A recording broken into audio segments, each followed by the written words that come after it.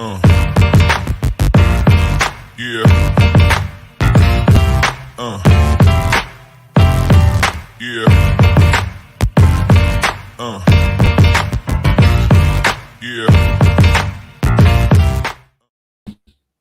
And what's up? Welcome in GC Live Monday afternoon episode. Wes Mitchell here, Chris Clark.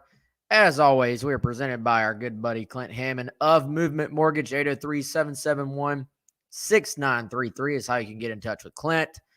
Head on over to clint.hammond.com if you're interested in learning a little bit more about Clint's background, or if you were thinking about buying a new home. Clint is a mortgage broker right here in Columbia. Office is right over there across from Dreher High School. And much like he's done with myself and my wife, he can help you become a homeowner and sort of walk you through what is sometimes a difficult process. Chris, busy weekend, man. Lots going on. We have, obviously, the Jimmy Lindsey news on Friday. A very quick process for South Carolina in replacing him with Travian Robertson. And then, of course, NFL draft was going on. Probably some other stuff in there too. South Carolina baseball. I don't know how much of that we'll get into, maybe a little bit, but really a lot to catch up on. Yeah, a lot, man. Very, very quick turnaround, as you said, from the coaching search. Wasn't a lengthy search process to land on the Gamecocks' new defensive line coach, who is, of course, a familiar name to all of us in the media and all Gamecock fans, and Travian Robertson. So a lot to dive into there. As you said, we probably got too much football, Wes, to get to, even to dwell on baseball, but a disappointing series loss for South Carolina, although they were able to salvage a game 3 and stayed very high up in the polls, number 3 still. And the NFL draft, very interesting moves there, as several Gamecocks heard their names called. Some did not hear their names called, but have teams lined up or tryouts lined up with teams. So really exciting for all those guys. Some cool videos that Gamecock football put out on social media as well. Just wishing those guys luck. But where should we start? Maybe the draft, because since that started on Thursday night and lasted throughout the weekend as well. Yeah, it did. Biggest news I feel like is Travian. Tell you what, let's throw a curveball, Chris. I feel like this has not been talked about much. Okay. Let's go back to the Jimmy Lindsey news itself. Okay. Yes. That's a good point. I feel like that came quite a bit out of nowhere. I do think we do kind of pride ourselves on at least trying to have an idea of what's going on behind the scenes with a lot of stuff going on in the program. And granted, you can't track it all. Like, it is impossible. Like, regardless, sometimes things are going to catch you off guard. And then, sometimes things change. And a lot of times if a guy is leaving, you do see that it breaks on the other end. Like, it breaks from maybe the school that someone is going to, or just from college football media guys who like cover it more from like a big picture standpoint. That was kind of the case here. I always got the impression Jimmy Lindsey was like very happy at South Carolina. I think that was still the case. LSU obviously had an opening at that spot at a little bit of a weird time in the year, post spring practice. What did you get as far as your feelings on like how or why this happened the way it did? Yeah, I think you make some good points there in that, sometimes, like, even if you look back in the last few years, you can think back to some of the openings that South Carolina has had, or some of the openings they could have had that did not work out because they were able to keep coaches in the fold. A lot of times we get wind of that. Hey, X school has X coach on their list, or they're actively trying to hire that coach, like they have an offer out. And sometimes the coach ends up going, right? We saw that early in the Shane Beamer tenure with Mike Bobo and Will Friend, Tracy Rocker, who went to Auburn, then immediately left for the Philadelphia Eagles. Des Kitchings leaving for the NFL. Mike Peterson to Florida. There have been examples of that, and typically you get some kind of wind of the process of it happening, right? With Jimmy Lindsey, it was a little bit different because it was kind of, hey, they're targeting him, and then, hey, it's done. Like it was very quick, all in one, not a multi-day process. We've seen some others in the past at South Carolina where, whether it's Pete Limbo, we've seen it with Justin Stepp, Sterling Lucas. We've heard some rumblings and sometimes more detail than other times about a school or an NFL organization looking at making a run at that coach, and they end up staying, right? And sometimes we can report those details too. So this one was different. The timing was interesting, Wes, because Jamar Cain, the assistant at LSU that Lindsay is replacing, he left, I think, March 23rd, something like that. And so Brian Kelly took his time with this hire. He's had an opening for over a month. Probably was getting around the time where they really wanted to get a hire done because they're still in the midst of the spring evaluation period. But he mentioned, experience and development and the ability to recruit in the SEC as being important to him. So Jimmy Lindsey does have a pretty nice Rolodex, Wes. He's even spot recruited some out in Louisiana. He's got ties in Georgia, as we know. And so didn't know that he would be on the list for this job, but that's how it ended up happening. A quick turnaround in terms of, the news that we learned about, and then obviously a quick turnaround for South Carolina as well. Yeah, incredibly quick turnaround as far as South Carolina hiring Travian Robertson. And, man, I feel like this was just one of those situations where it was kind of almost a no-brainer for Shane Beamer. It seems like they obviously wanted to move fast, at least as far as that's what the evidence tells us. And, I imagine he'll be on the road here very soon. This is a time period where South Carolina's coaches are out and about. If you're on Twitter today, if you follow any high school coaches, you can see a bunch of coaches in the state of South Carolina are starting off their spring practices as well. So this is a big evaluation time for coaches. As Craig points out, Travian's wife is a Gamecock as well, a former South Carolina student athlete. I saw you tweeted that, Chris. Track, right? Track, and she did the pentathlon and was an SEC champion in 2010. Okay, you gotta. What is that? All right, do you want a breakdown of the pentathlon? Well, we don't have a ton of time, but give me. You've got a race. You've got a race, which is according to my research, Wes. You did some research on this. About 200 yards long. Well, I knew there were some throwing events in there too. You also have the long jump, the disc throw, the javelin throw. Back in the day, there was a wrestling match. I don't really think they do that anymore. There's no way. Anybody let's put anybody who can tell us without Googling the events of the pentathlon will get a prize, and I'm going to determine what it is off the top of my head at some point. You got to put it in the chat. Yeah, you got to put it in there within 30 seconds because if you don't, do it now. You're out there Googling. So, yeah, don't cheat. Let's see what y'all got. This just made sense, man. And I think we talked about this on the 107.5 show, but sometimes you see fans want you to go hire a Gamecock, right? And we always see that. It's always the, hey, hire this guy because he played at South Carolina. In this case, I think it's an awesome bonus that Travian Robertson played at South Carolina. And, I think we had heard, I believe it was maybe even back with the initial staff, but certainly with the opening that ended up going to Sterling Lucas, Travian Robertson's name had come up, and I had, heard there was a lot of interest on his end in that opening. He ends up at Tulane with Chris Hampton, who is also a former Gamecock, who is now at Oregon.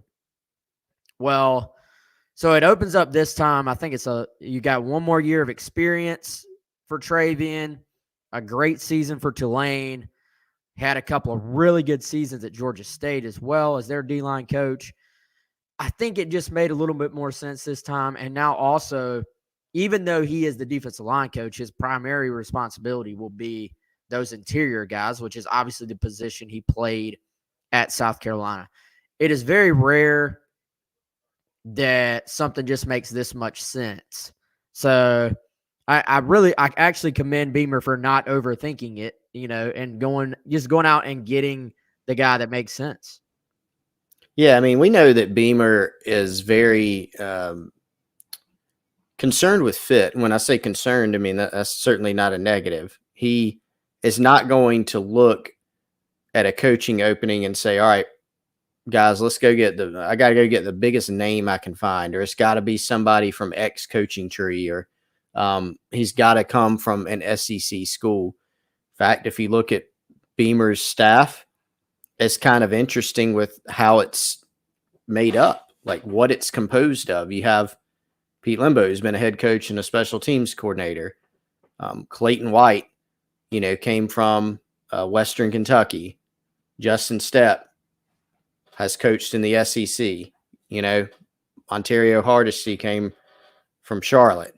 Torian Gray has been the NFL and multiple SEC teams, Virginia Tech. So there's a mix there, and he's not concerned of let me go find a bunch of guys and they've got to have SEC experience. Jimmy Lindsey had been at Illinois most recently, but had spent most of his career in the Southern Conference, and at Western Kentucky, he was there with Clayton White as well. Sterling Lucas came from the NFL, never been an on-field college coach. So he's going to just try to find the guy that he thinks fits with the program, makes sense. And I think, Wes, some Gamecock fans may bring up this point. They may say, well, is Travian truly the best hire? Because if he had not gone to South Carolina, would he have just hired Tulane's D-line coach? I think that's kind of a fallacious, illogical argument, because part of a coach's fit can be that he played at the University of South Carolina. That's part of the appeal. That's part of the fit. Frankly, that's part of why a guy can be more successful than if you just plopped him at another spot. If you put Travian Robertson at, Georgia, maybe he's not quite as effective. In fact, Shane Beamer, one of the reasons that, Wes, we probably all think he's been effective at South Carolina is because he has been at South Carolina before and had that experience. I think that helped, kind of shape him here. So, yeah, I think it made tons of sense. He's been involved, like you said, Wes, before in this process. Last time there was an opening, and the timing was just right. This time it makes a lot of sense. Yeah, it definitely does, man. So the hire official news first broke on Sunday night. It is official now. South Carolina putting it out this morning. And again, I imagine you're going to read a report or a tweet. You're probably going to see a high school coach tweet how he is out at their school at some point this week. Like, I think this is going to move pretty quick. Possibly lost in this, Chris. I did post a little bit of feedback on Gamecock Central. Hopefully people will go read it. Talking to a couple of people just about Travian as a coach and like kind of trying to, I guess you would say, fill in those blanks. Like, I think we've heard good things about Travian. I've always heard he's an up and comer in, the college football ranks. You always looked maybe as a possibility of him ending up back in Columbia. But what is it about him that has allowed him to climb the ranks? And, I thought it was kind of interesting and noteworthy hearing from a couple of people who have worked specifically with him.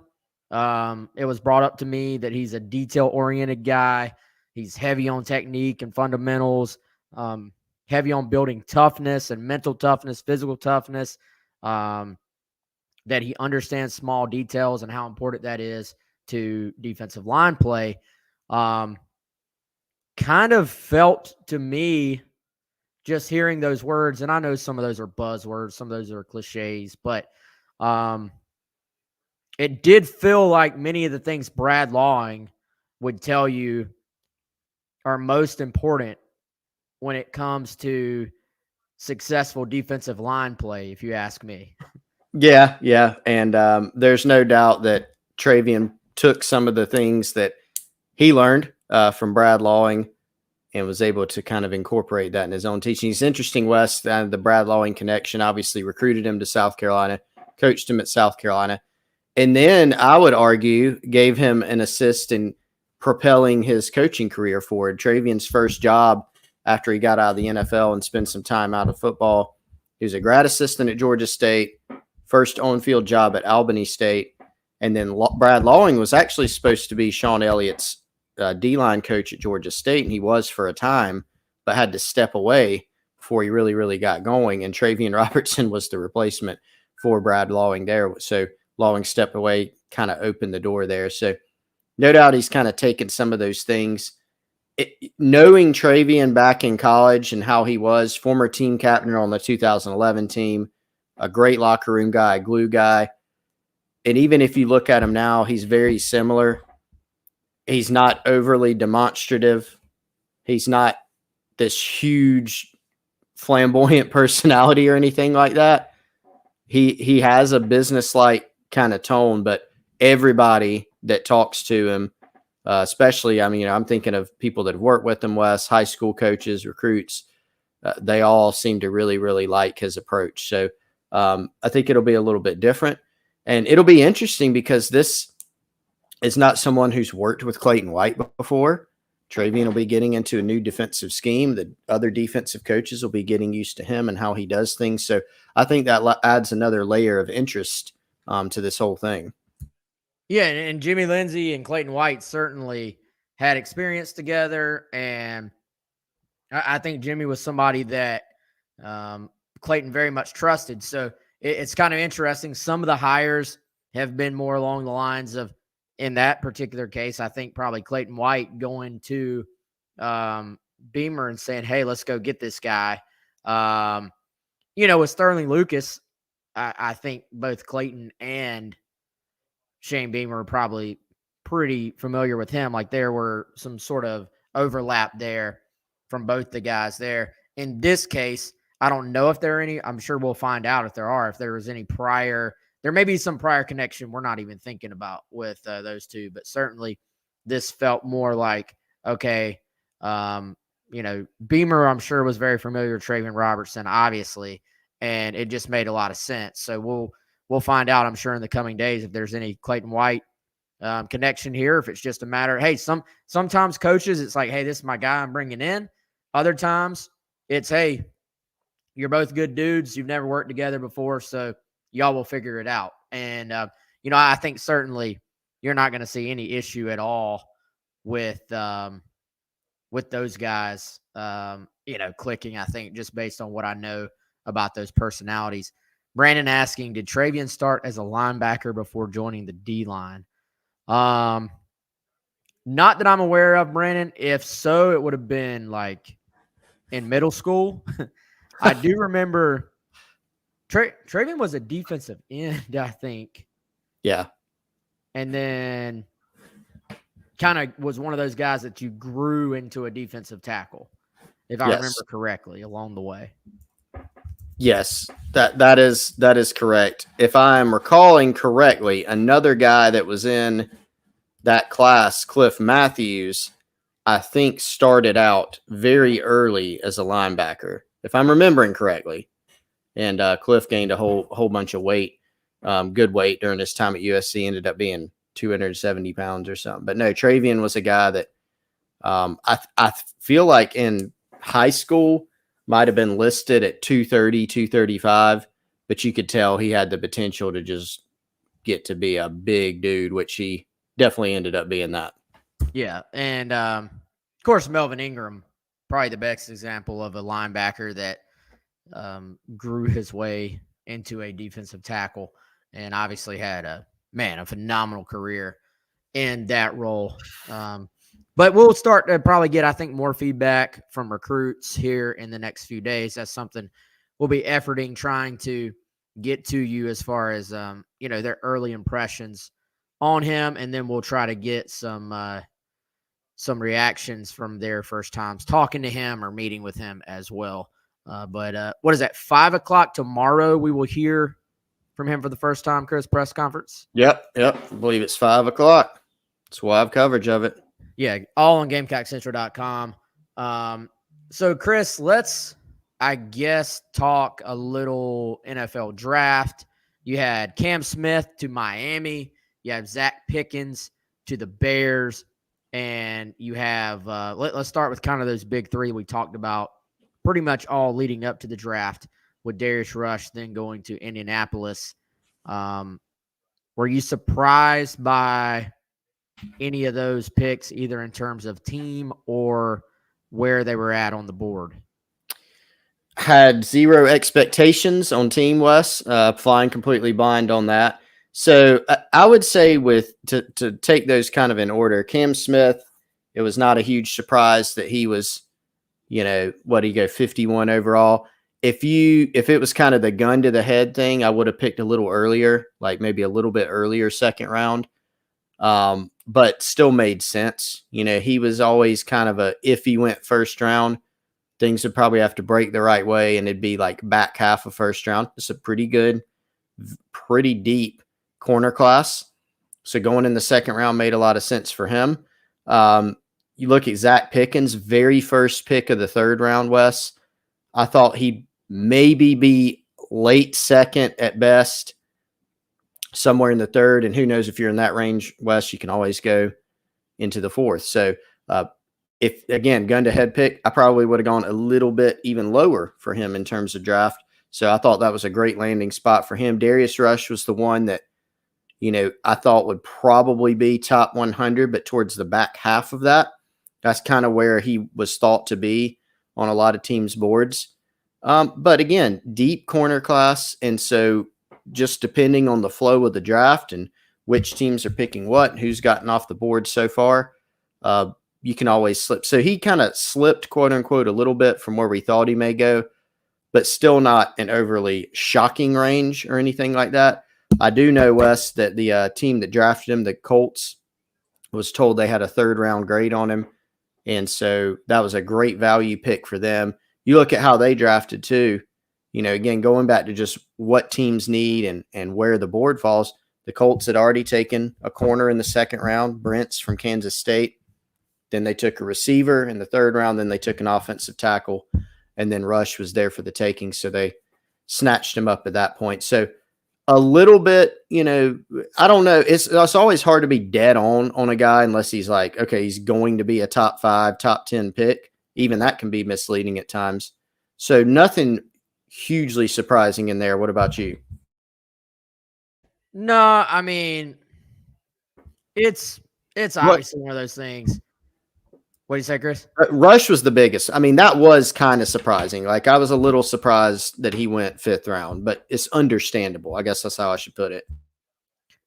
Yeah, I was sitting there thinking when he didn't go in the third and sort of tracking some of the teams that had picks in the fourth that had sort of been connected with him, I kind of thought he would go in the fourth. Obviously, that did not happen.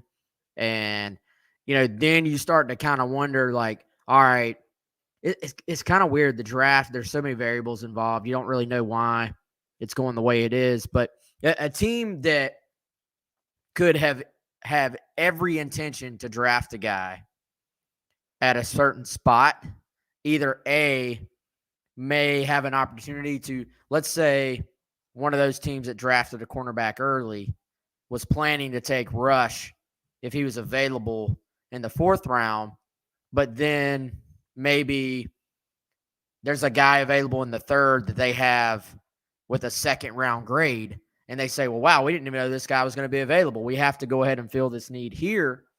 Or it could be something where they get to their 4th round spot and they're thinking about filling that cornerback need, but the best available player as far as their evaluation is just too good to turn up in their opinion. So it's kind of easy to look at it from like one player's perspective. We're looking at it from like a Darius Rush perspective. Why was it 5th round instead of 4th? Every single one of those teams had to make their decisions, and they had to have their reasons as it went along, So I don't know if we'll ever know exactly those reasons, but I thought the other picks made sense. I thought Cam actually went about dead where I sort of thought he belonged, honestly, kind of right on. I thought Pickens did well for himself. Yeah. I think that was a good spot for him. The Bears aren't a great team defensively, but I think they keep adding talent. And he'll have a chance to go play and make a name for himself there, I think. So first pick of the third round. I think when Pickens made that decision last offseason to come back for another year at South Carolina, if you'd have said, hey, he's going to come back and he's going to be the first pick of the third round, then you'd probably say he made the right decision all the way around. And, Craig saying a guy talking about Darius, 6'2", 200, long arms, 4'3", 740. Yeah, I think if you're Indy, you probably do feel like you got a steal. And, I'm sure there was some disappointment because there was a lot of thought that, Darius was going to be off the board, internally in the third round.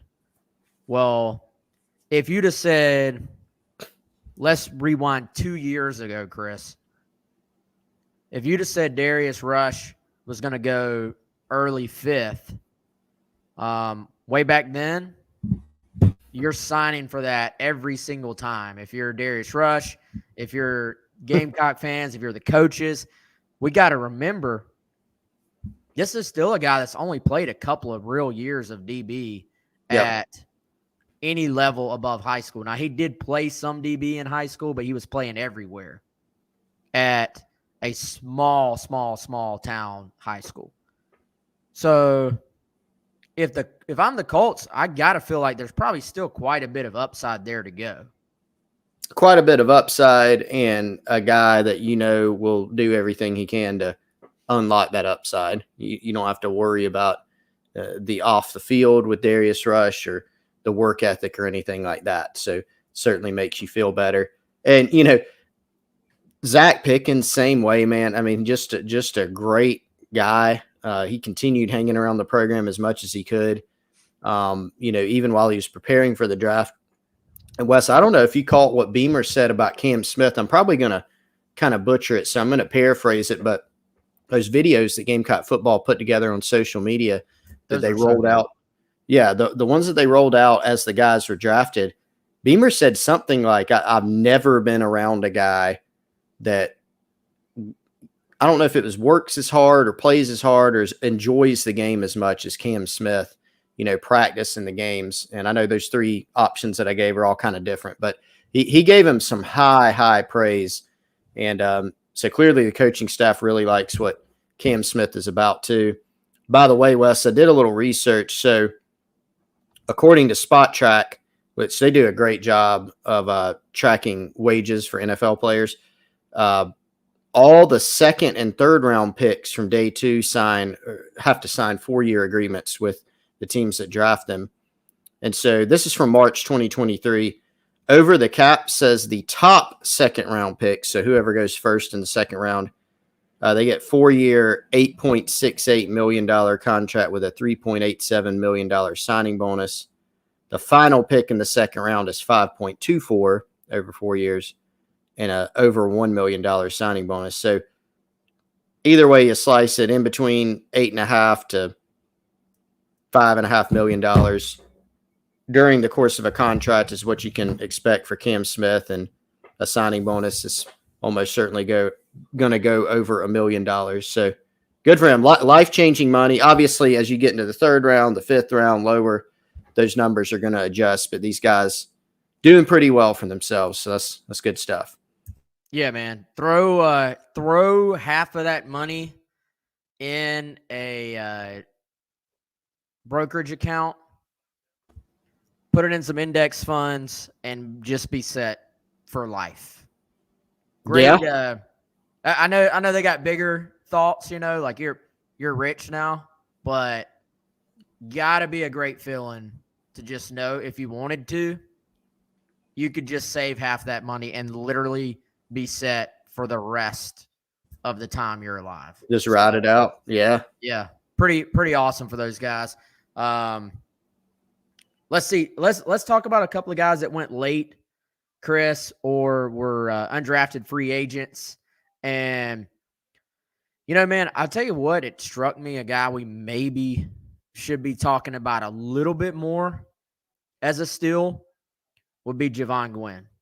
And, you want to talk about somebody else that the staff just loved up on as far as what they had to say about him in their video.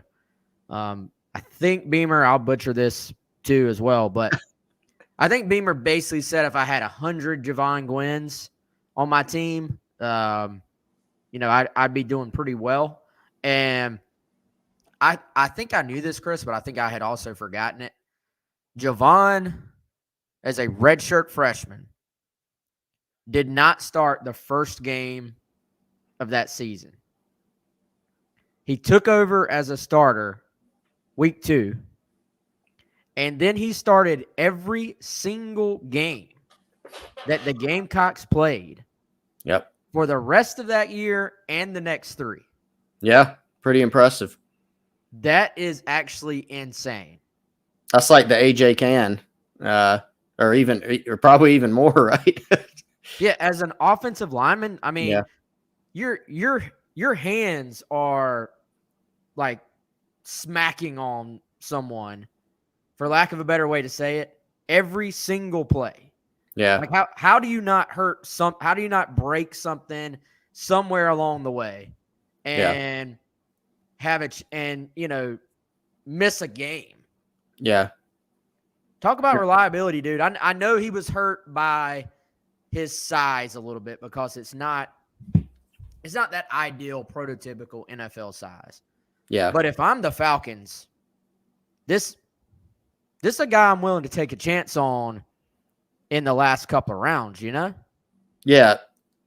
The height, if he's a couple inches taller and maybe a little bit bigger in terms of weight, you don't have to be that at the NFL. Certainly there's some smaller guys like at center who've been excellent at that level. But a lot of the scout-centric people have said the same, if he's a little bit bigger and helps him be a little bit more dominant. But he would be even more highly thought of. But this is a super smart guy. Like you said, Wes, 47 consecutive starts, which is just outstanding. Has the ability to play center if you want. I know he did a little bit of that during Senior Bowl practice. So that's something to watch. There was even some thought, Wes, of doing that at South Carolina. He ended up sticking at guard. But he's just super dependable. You used the word reliable. That's a great one. And another little tie-in, Wes, another former 7th round pick of the Atlanta Falcons was, of course, Travian Robertson. And I could see Javon Gwynn being a coach one day. Hopefully he has a long NFL career as long as he wants. But, yeah, I think certainly a guy that's going to have an opportunity to stick because of how he conducts himself. Yeah, I wonder if they won't slide him to center and see if maybe that's not a fit, man. I think you can get away with being a little bit smaller there inside at center than maybe you can at guard. But we'll see. And, 7th round is going to be a tough path, but certainly a guy I don't think you completely count out if you're South Carolina. Like I would bet on this guy. So Jalen Brooks, the other South Carolina football player that was drafted, you got several other guys that will get opportunities with other teams as undrafted free agents. Nate Atkins to the Broncos, Josh Vann to the Panthers, and E-Doug, Eric Douglas, speaking of centers, to Tampa Bay. Chris, it seems the Panthers are stockpiling former Gamecock wide receivers at this point. They are, man. They are. The interesting thing about Josh, and we were talking about this earlier on the takeover on 107.5, Josh sat in with us for a Garnet Trust interview and mentioned during this process that talking to different teams, he was told that, hey, you could come in and be our starting punt returner. We need some help there. And so, hey, maybe some of those teams addressed that in free agency. Maybe they addressed it in the draft with somebody that they actually selected. But that is kind of an ace card for Josh because he proved himself at South Carolina to be very reliable in that regard. Obviously, he's got a nice skill set as a receiver, but that adds value to what he can do for you as a team. Interestingly, I think Wes, the Carolina Panthers punt returner last season was another Gamecock alum in Shy Smith. So might even be a little competition there in training camp if Josh can stick around, show what he can do, stay around long enough. He might be a guy that can get some run there and get a nice look there at punt returner. Wes, I don't know if you mentioned Sherrod Green. Did you mention him? Not yet. He also got a training camp or a rookie mini camp invite from the New York Jets. So one more player. There may have been some others since then, but those are the ones that we know about. Yeah, we'll certainly be tracking and wishing all those guys well, man. Hey, good group, Chris. Like, good group of guys. I feel like that they went through a lot in their careers. If you look back, I mean, going through a coaching change, going through COVID, Sherrod, the injuries he dealt with, Josh Van, injuries he dealt with, plus sort of not getting to do too much his first couple of years, breaking out as a junior, not having the numbers he wanted last year. Like, really a good group of guys, I think, that you got to wish well, and hopefully that we'll have we'll find that spot and have a big NFL career ahead of them. So let's see. What else we got, man? So transfer portal window has closed. There is, I guess, always a chance a guy or two. I think you've seen this throughout the day. There are some guys still kind of trickling into the portal because there's this rule that basically they just have to tell their school they want to transfer by the end of yesterday. The school has 48 hours to actually put them in the portal. But I say that to say, as this week progresses, I think, Chris, will actually have a pretty good idea of maybe the guys Carolina is like truly targeting in the portal and maybe the guys they have a good shot with. Yeah, so this is just one part of it, and there's several other parts remaining. So guys can still trickle in because, as you said, there's still some time for athletes to kind of trickle into the portal officially as the schools officially put them in the transfer portal system. So you got that. But also, Wes, guys that are already in the portal that did get in during the window, well, they're still considering schools. They're still going to take visits. I would anticipate South Carolina is going to be hosting some targets probably this week and maybe going down the road advancing things with more than one guy. So you've got that to look for. And also keep in mind, again, broken record alert, undergraduates were the ones that had to be in the portal in that April 15th through April 30th window. Graduates can jump in at any time. We saw them jump in before this window. They can jump in after. And there's some guys that, Wes, depending on their academic schedule, there may be graduates out there that graduate sometime this summer. And then if they want to jump in the portal, they're allowed to. So still plenty to track in terms of NCAA transfer portal. Yeah, and I feel like, Chris, probably prudent if you're going to be a graduate who you're considering going in the portal, especially if you're relying on being a graduate to be able to go in and play right away. If you've transferred before, probably prudent to make sure you actually graduate before you enter that thing. Don't rock the boat first, right? Yeah. No, absolutely. You got to take care of business, get that done. There have been players, Wes, in the past that have jumped in the portal and not had anywhere to go because they have not taken care of business in the classroom. So it's a great point. Yeah, definitely, man. Let's see. What else do we want to hit, Chris? Let's hit baseball briefly. And then let's go back to Travian for just a minute. So, because I've got actually a piece idea on Gamecock Central on the Travian hire that I want to flesh out a little bit by talking about it on the show, and that'll help me write it. Baseball, real quick. You didn't want. I'm gonna steal your phrase. I believe you said this last week. You didn't want to have that be that's just baseball series. That's what you had. In some ways inexplicable, some bad luck, some didn't play well. And Wes, now official, I think we can say, you finally had the injuries catch up with you. I mean, you just did. And the pitching has been outstanding for South Carolina. That finally was not the case in this series, especially in the early innings when Auburn jumped on South Carolina in a couple of the games.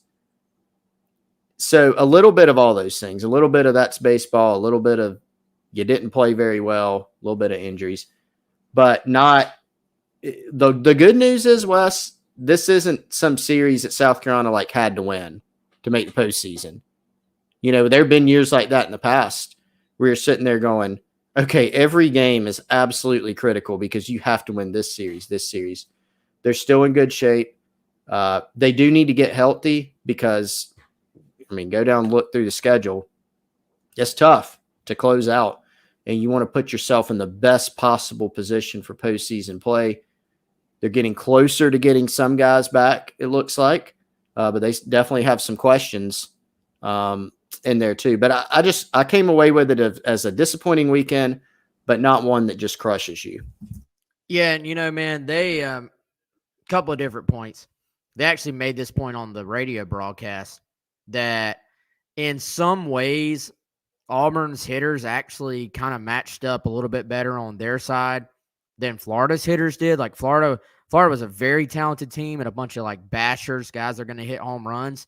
And Carolina's pitchers, don't really rely on power a ton. Like they're going to get the ball down. Colin Taylor wrote a great article about how much they use sink and aren't just going to overpower people. Well, Auburn's hitters, a lot of them, now they hit their share of home runs this weekend, but this is a team that is going to kind of grind out at bats, not going to strike out a lot, going to put the bat on the ball, and they're going to find holes from time to time. And I think that was the case this weekend. Carolina's starting pitching just was not good, frankly, not good enough. And they really put themselves, they were battling out of a hole the entire weekend, it felt like. Even on Sunday, they're battling out of a hole. And when your lineup, this lineup, when healthy, actually is probably, it's not ideal, but probably good enough to battle out of holes. But when you look out there and your starting catcher is playing third base, that's your sign, And that's your sign that some things have gone pretty wrong as far as injuries goes. So, I thought, I will say this, though, to put a positive side on it, winning on Sunday, being down big again and battling back. Yeah, we look at these games and we look at these we look at SEC play as series, right? Because it's these 3-game series. But every win and every loss counts exactly the same. So, yeah, you wanted that series, but winning on Sunday as opposed to getting swept, you could look back on that and say that was absolutely massive for South Carolina, because that one win could be the difference at the end of the day in being a national seed.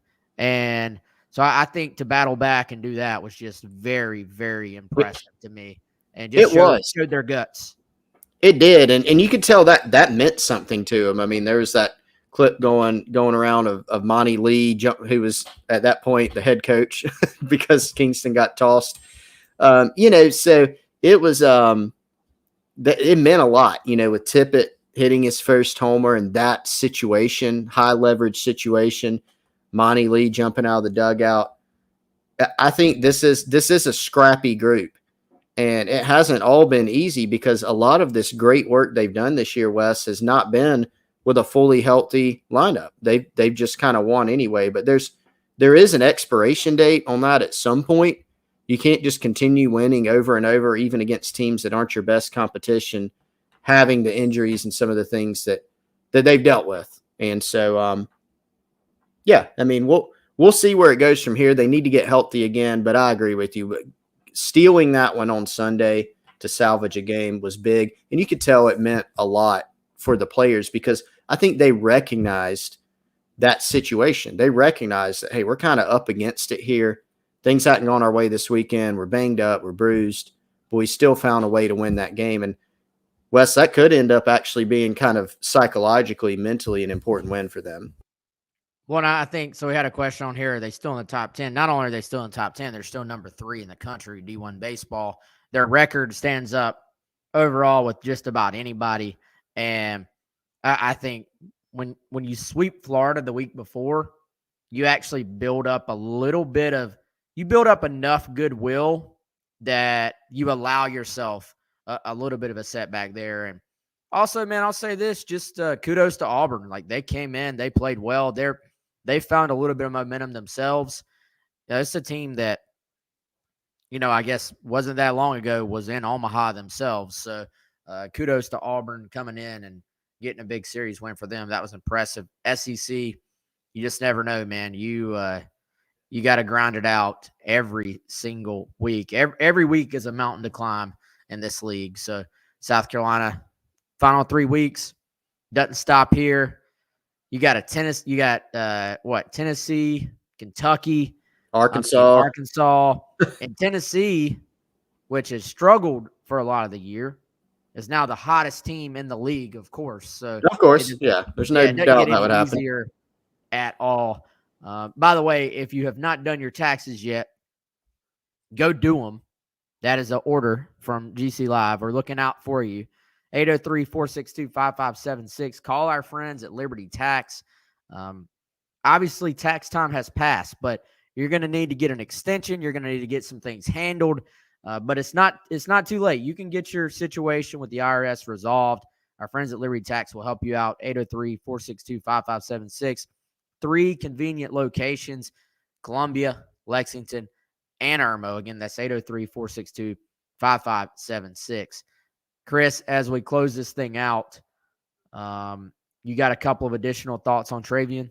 Yeah, a couple quick things. I was kind of thinking in my head, Wes, what is the to-do list, for Travian Robertson? And I think you can look at it short-term and long-term, and we'll kind of dive into this and go a lot deeper into all these things. But from a long-term standpoint, I think the one thing that you look at, this isn't just Travian, right? This is everybody. This is linebackers. This is perimeter DB play.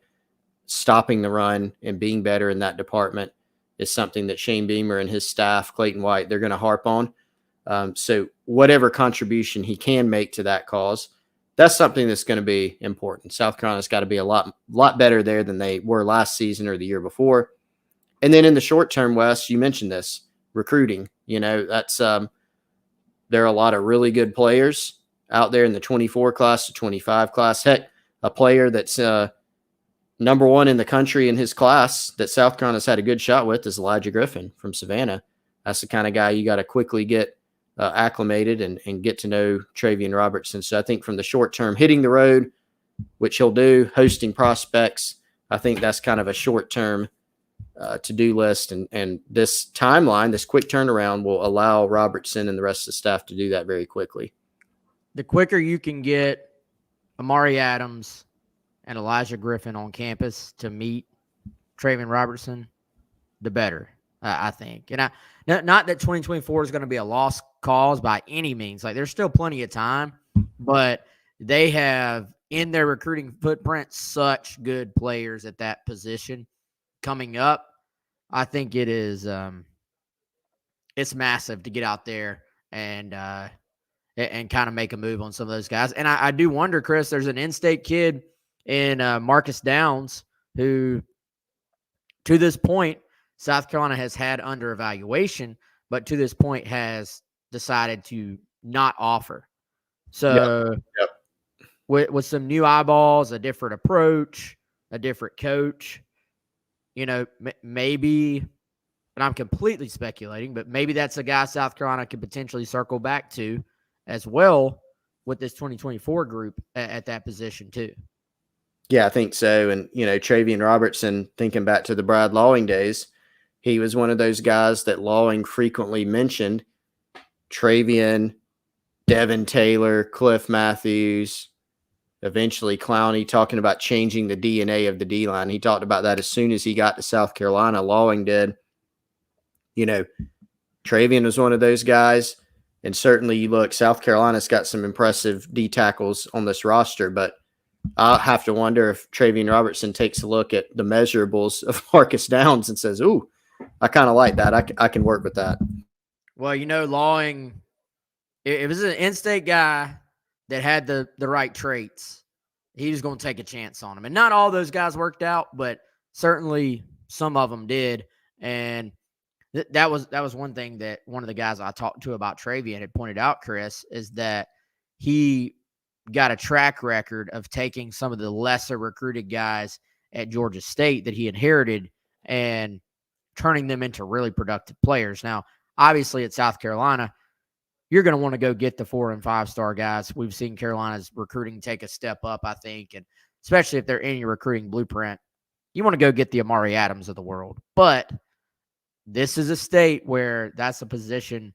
There's always guys coming out that can play and have the ability, the upside to play down the road. So that'll be fun to watch. That'll be interesting to watch. I think that's it, man. What you think? Yeah, man, we've been 51 minutes. Let's save some material for another day too. We'll save it for later this week. Of course, Tuesday, you got Talking Tuesday Nights with Mike Uva. Be on the lookout for that. Probably get the foul balls guys at some point, talking Carolina baseball. I don't know what their plan is for that yet, but I'm sure they'll hop on at some point. For Chris, I'm Wes, and we'll talk to y'all soon.